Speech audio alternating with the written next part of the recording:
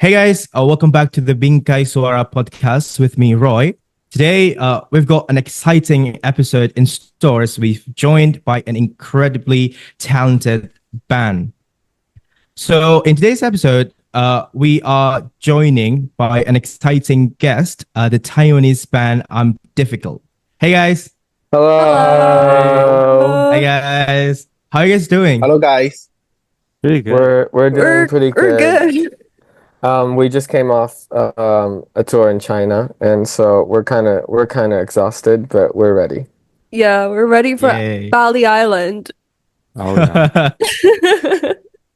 Yeah, I mean, with just AXEAN Festival 2024 around the corner, we're thrilled to have the band to have you guys with us today. So yeah, let's talk about that a little bit later. But before we talk about that, let's talk about you guys. Let's talk about the band first. Right. So yeah, how did the four of you come together to form this band called I'm Difficult? Was there a moment, defining moment, or experience that led to the creation of the band?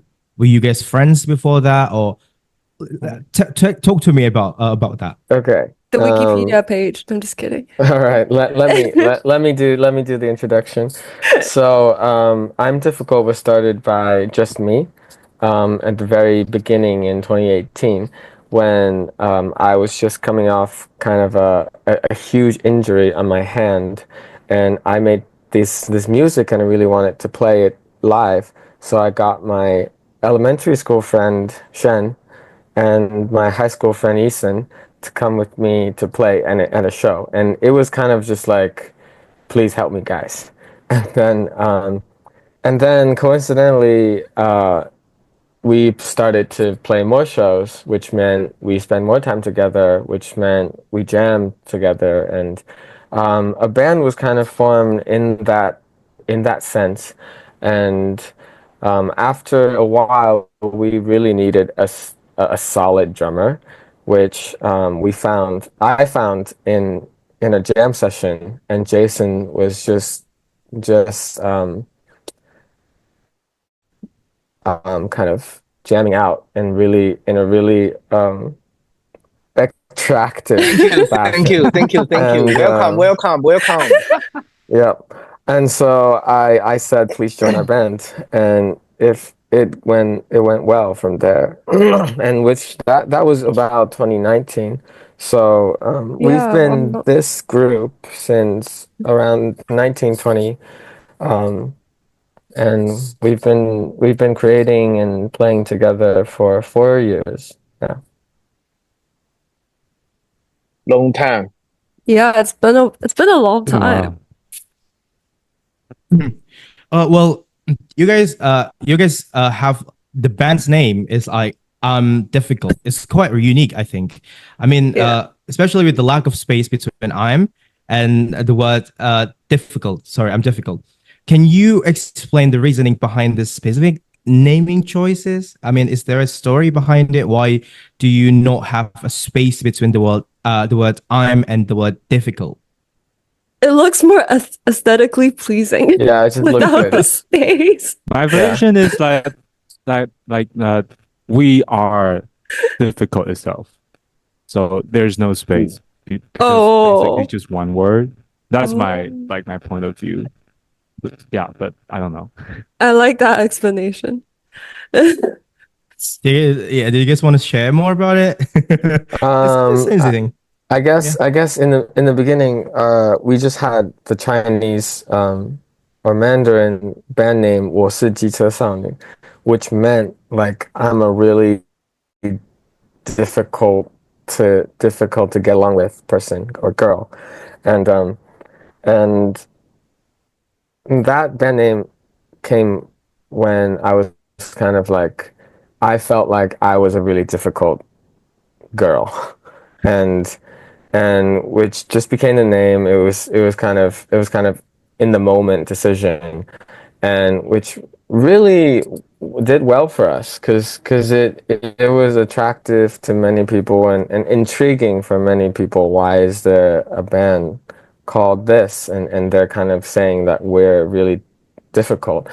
And I guess one of the things is I wanted to normalize being difficult because people are very complicated and difficult all the time, and somehow we want to simplify it for other people, but I felt like that's too much. I felt like we shouldn't simplify it for other people, and so that's how the band name came, and the English translation was just it fit, and it was aesthetically pleasing, and you know, yeah. Yeah, yeah, and also you share your latest album with with the band's name, right? You also have an album called Difficult as well. What's the album about? I mean, it's released like almost a year ago, but can you tell us a little bit about it? I feel like the album was like kind of a capsule of like all the work we have been doing and like the person or the people we slowly grown into Yeah. and the music that we like absorb and like started to create along the way. And it's like actually our first album. And there's this like tradition in like Mando pop music where when you release your first official album, you usually do like a self-titled Okay. album. Yeah, so we did a self-titled album because it's our first official album. Yeah, and I feel like it like did like capture the essence of like what sort of it means to be us, to be difficult, to be like yeah, just to be who we are during this entire creative process. Yeah, and also it's also a little bit kind of a parody, kind of funny, because we're it's like we're saying really boldly like, oh, it's a self-titled album, and it's kind of funny for us, but Yeah, I hope the humor comes through. especially we're not like we weren't like really like Mendo pop related. We are like a Yeah, band Okay. sound kind of yeah, band, and we're doing this thing that like the mainstream pop artists usually do with their like grand debut from a mainstream label. Yeah. Yeah, and so what's your favorite song from the album then? Each of you. Okay, this is the Yeah. time. Yeah. for me it's my last summer. The song really the song it's one of the songs that I've written which I can like listen over and over again, which makes me really I just love that song. So that's for me. Last summer. Jason, what about you? What's your favorite? My favorite song is "Giving Me Up." I think the grooving is special and can tell the world who we are. Oh, nice. How about you, Mm, Sen? for me, like I always love the song Just Like Us, but I think recently I grew some like I'm now right now I'm pretty like the song Through the Night. I don't know why, but I Oh, think maybe it's after touring and just constantly play that song make me feel like, oh, this song is quite unique than the other ones. Yeah. Uh, and I Okay. I would love that. Yeah. Yeah, sorry. Yeah. No, no, no. I would say like my favorite one used to be it still would be Giving Me Up. I think it's like the most fun to listen to and like the most emotional one to play on stage. Yeah, yeah. And however, I would like definitely give a shout out to Moonlight, the first song and the first single oh, on the album. Yeah. And that oh used to shit! be Jason's favorite song. Yeah. I forgot. You forgot about Moonlight? Yeah, I forgot. Sorry, Malai. Shit. So yeah, with the release of Difficult album, how has your guys' music and sound evolved from your earlier works to that latest project of the album? Huh. Huh. Huh. You mean how does our previous work relate to the newest album? Yeah. Oh, Um, I guess the continuity we don't strive for continuity. So we're not trying to we're not trying to be like, oh, we did Half Full, which was kind of successful for us. So we wanted to do that again. We haven't really done that, and we can't. It's like we tried, but it didn't come out the same way. It's just felt wrong. Yeah. Yeah. So in a sense, the continuity is unconscious. So what relates is really decided by the audience what was same, because we don't really do anything the same way. Yeah. And then when you create a song, especially from your album, do you guys just want to express your own emotions and feelings, or is there any specific underlying message you want to convey to your fans? Because like in these days, sometimes musician, songwriter tend to put some cryptic messages, I would say, behind the songs. Or do you just want to express yourself? What's your main priority when you write a song, when you create a song?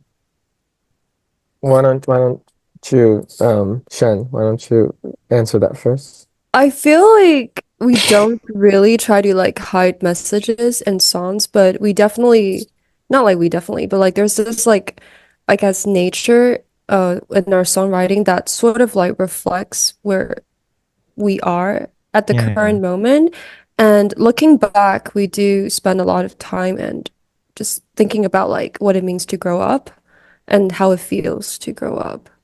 Yeah, and I feel like that theme sort of like, yeah, stays from our EP all the way to the album. And but message wise, I feel like in previous work we really try to like share our diaries kind of feeling. Like it's very intimate, it's very like this is my story. But for the newest album, it was more just like sharing creativity and experimenting what it means to like what it means to like art. What does it mean to like appreciate the beauty in this world in some ways? Yeah. Yeah, I would definitely agree with that. Agree. But for me, when you talk about like cryptic messages, I really don't try to write cryptic messages to the audience, because I don't really know what they get. But there are some stuff that, for example, 月亮惹的祸, like last summer, the song, in those 5 words, 月亮惹的祸, was a really famous Mando pop song. Like there's a hugely popular Mando pop song called 月亮惹的祸. And I was when I wrote that song, I really knew that the audience in Taiwan, or the Mando audience, is going to recognize, oh, that was from that song. And that kind of back and forth, it's a little bit humor and like I wanted to have this inside joke with the audience, and which really I feel like it makes this common understanding of like, oh, we listen to the music of that whole generation of music, and we're making music now, and that together we can move forward as a generation of music creators and listeners.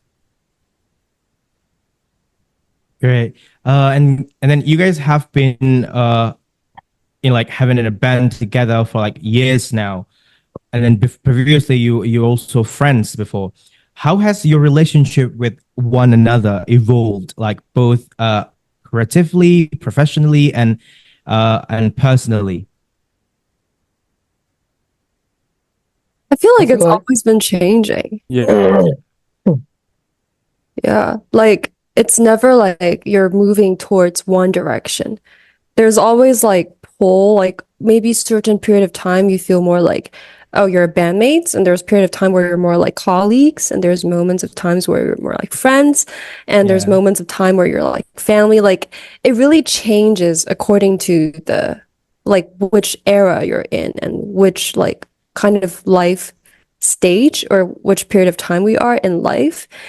And yeah, because like I feel like there's this like not misunderstanding, but there's this concept of like, oh, people who are in a band would like go from like either friends to family or friends to like foes or to like enemies, and then in the end you're like colleagues or whatever. But like just from my own personal experience, I feel like it's never moving towards just one direction. It's always like, yeah, it's flexible, it's always changing. Yeah. 医生要回答吗? I feel like you can. No, I'm just thinking like the oyster is just coming back, so like everything is possible, you know. Never give up. Yeah, Oh, never wait. give up. Like the relationship is constantly changing. So Yeah. Oh, they're people think brothers. oysters is not coming back for a long time, and they are going to. So like yeah, you know. Do they spend Christmas together? That's I don't always know. like something I wanted to know. Yeah. Well, in a band called I'm Difficult. What's the most difficult part of being that in I'm Difficult band? Oh God. Oh God. I think it's doing music. Doing music is the most difficult thing. Yeah, because like four of us has really different aesthetic of like listening music. Like the genre we listen to, we love is totally different. So when it comes to like combine our four of us aesthetics, it's kind of hard to like. Yeah, it's really hard to do that. Yeah. We have so many opinions, and we Yeah. we have a own reason to keep the opinion. Oh, I need to do it. I need to do it. It's the Yeah. important thing. It's the important thing. But Yeah. yeah, it's very difficult. But we did it. We did it. We did it already. Okay. Yeah, I think the most difficult thing, which really makes us special, is that we don't give up. So when we make something together, it's gonna be a huge mess, and from that huge mess, we made a song, or we made a video, or we made a feeling that people can enjoy, and it's almost always too rich because of all of our personalities. Like earphone So, with line and put you in the pocket and put you back. Oh, Yeah. All It's tangled always up. tangled. It's always tangled. So in a way, I really feel that when I listen to our music, that part really comes across, and I'm weirdly proud of it. Yeah. Yeah, and I also true, like true. feel like it's not just it's of course you could tell that from like our music, but you can sort of also tell that from like our no matter like social media or like live performances or pictures or visual, it's just like there's a lot of opinions in it, and we're all like really heavily involved in every like aspect of creativity. Like it's never just like letting someone else make the decision for us. It's always like we wanted to do this, and then we collaborate with people and like have their opinion like sort of like mash with us, and or ask like our teammates to do really difficult stuff for us in order to achieve some sort of like vision. And so we're also not too easy to work with in that sense. Yeah, I mean that's the most interesting part of being in a team like with all people having like different personalities. Like you get to work with people who have like different opinions with you, and then just trying to come up for a solution. And that's what makes your song so great. Your music is so amazing to listen to, and it's incredible, guys. Thank you so much. Thank you. Thank you. Validation. Well, you guys have had like a quite international tour, like performing in Japan and Korea and recently in China, and you're going to be in Australia and Indonesia in the coming time. Yeah. Yeah. How do audiences differ across countries from where you performed before, and how does that affect your live performances? How is it different for you to perform in Korea, in Japan, and in China? How different Holy is it? shit. Crazy So different. great question. I gotta let everyone answer Yeah. Let's start with, Jason, do you want to that. Yeah. share? How do you feel like the fans are different? I think the Japan's fans is more, how to say it? It's quiet, Okay. but they have a passion inside. And finish the show, they will boom, psycho, psycho. And the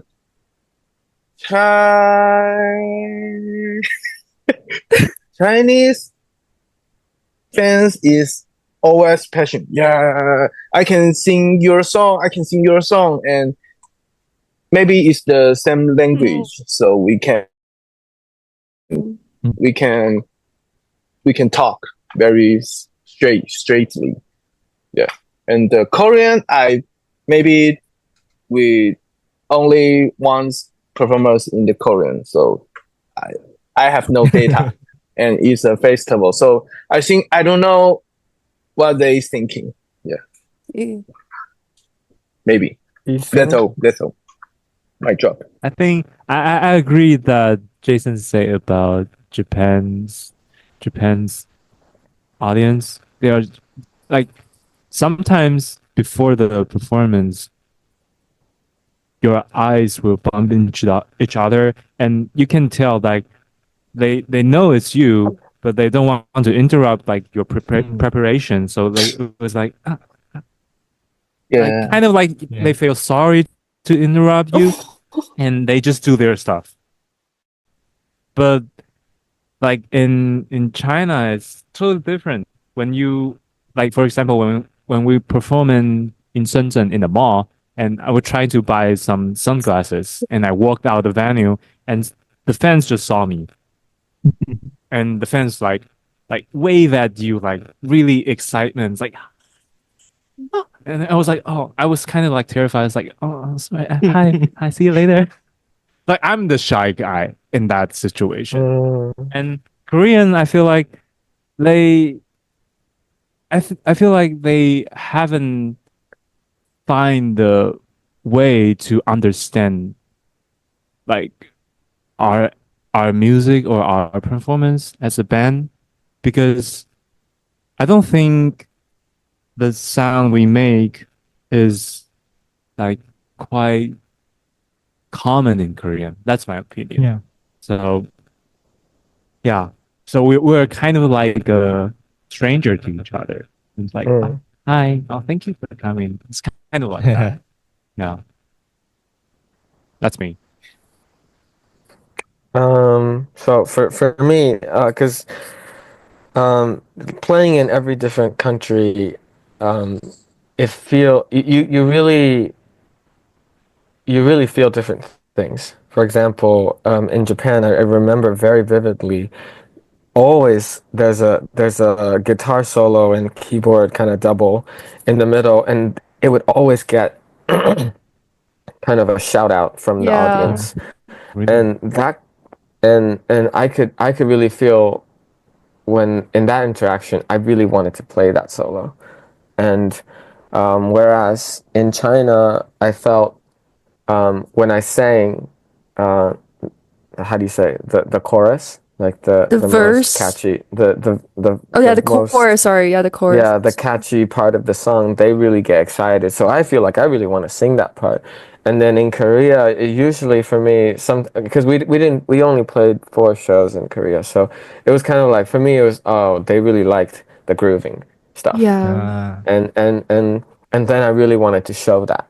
So playing in different countries, you're developing, establishing almost like a flirty situationship with the audience, where like I'm not sure what you like right now, but I'm gonna try these things. And oh, if you're taking what I'm giving, and then I wanna continue that positive cycle. I want to continue that positive loop.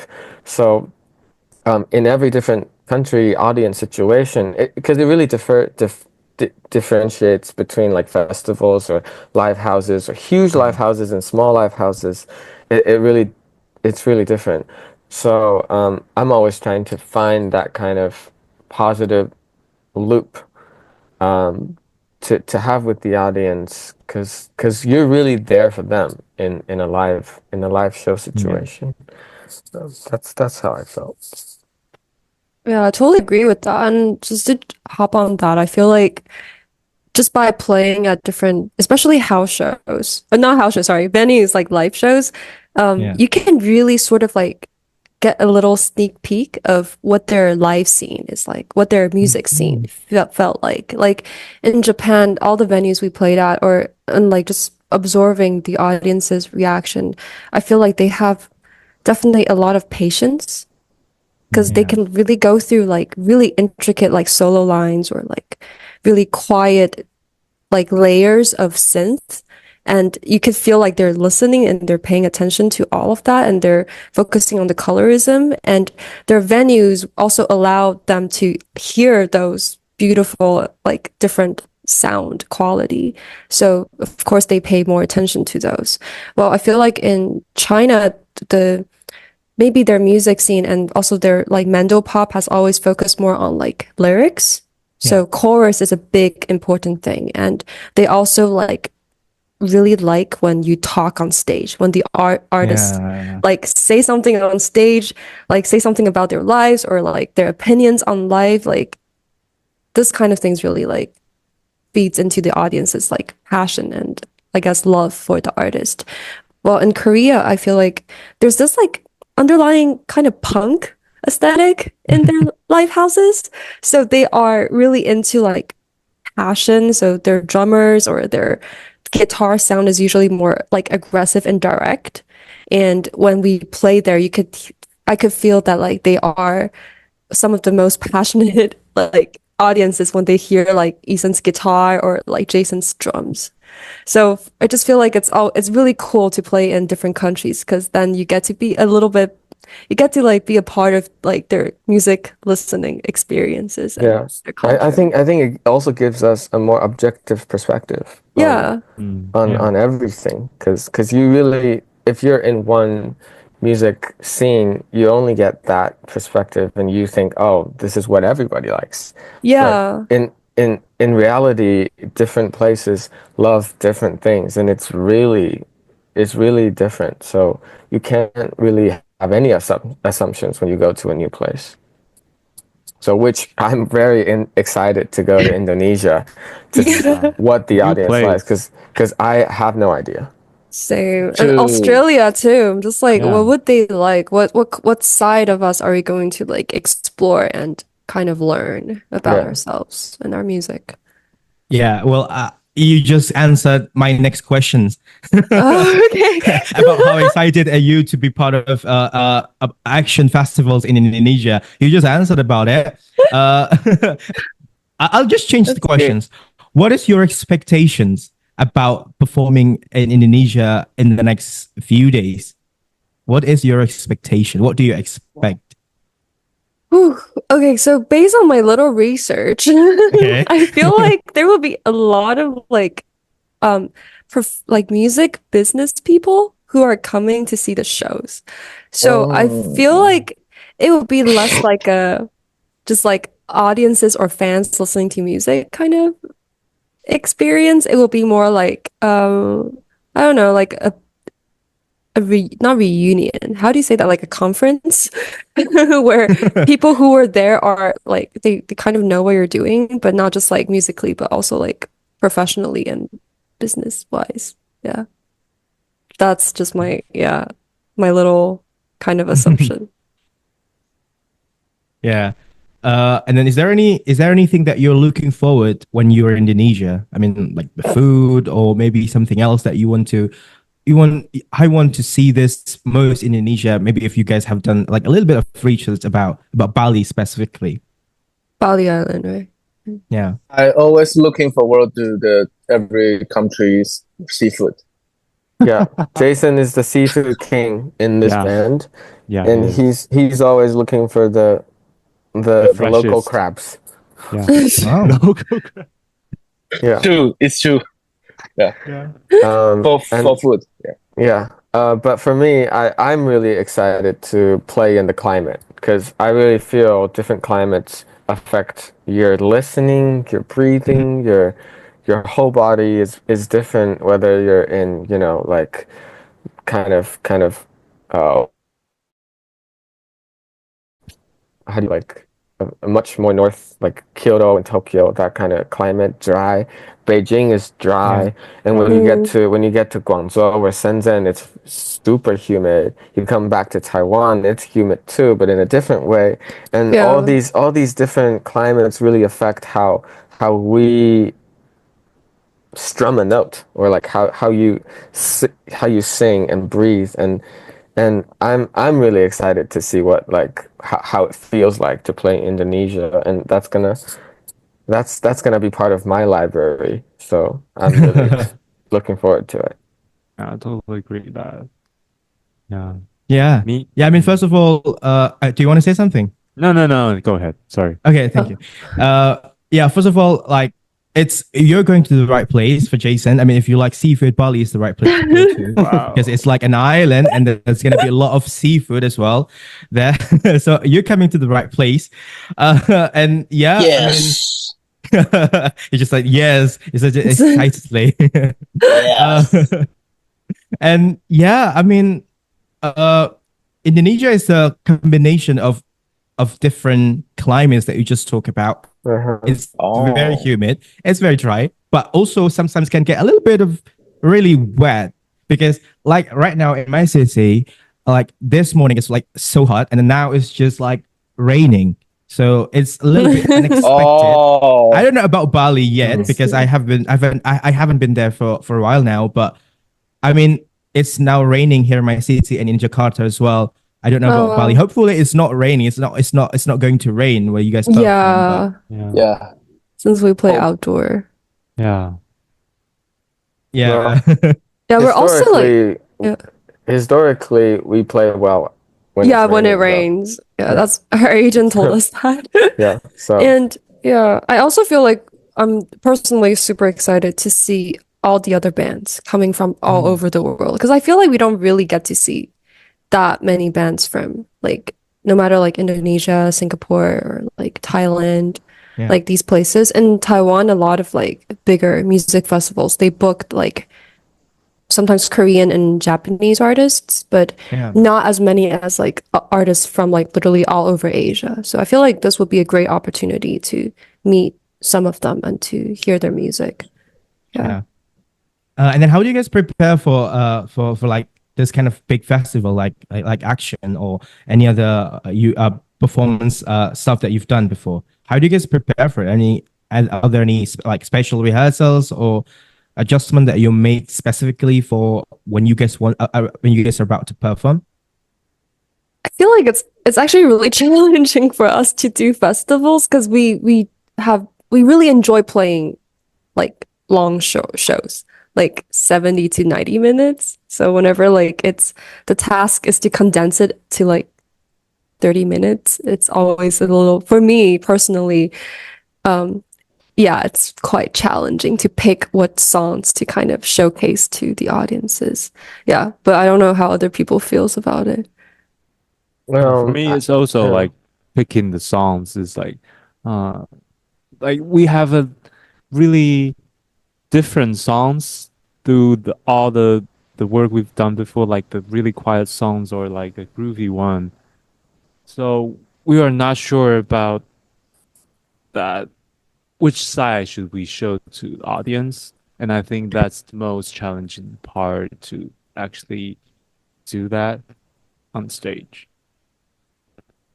Yeah, but we always have special rehearsal for Yeah, every festival, and at least we're gonna know exactly how everything's gonna go. So it's gonna be good. Yeah. And what's one message that you hope your friends take away from your music? What's the message? Or what's the vibe? Oh I my think God. okay, so after we've just done the whole China tour, the message that I hope to convey is almost, it's really different for every place, though, because you have a different relationship with each audience, and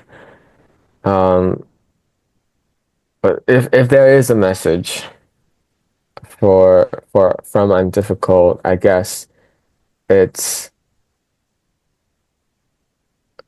being difficult is awesome. Something like that. I don't Very know. positive. Mm, We haven't decided on it, and I don't think there's gonna be an answer. Yeah. your mean is like be unique or not or difficult only. Mm-mm. Difficult only.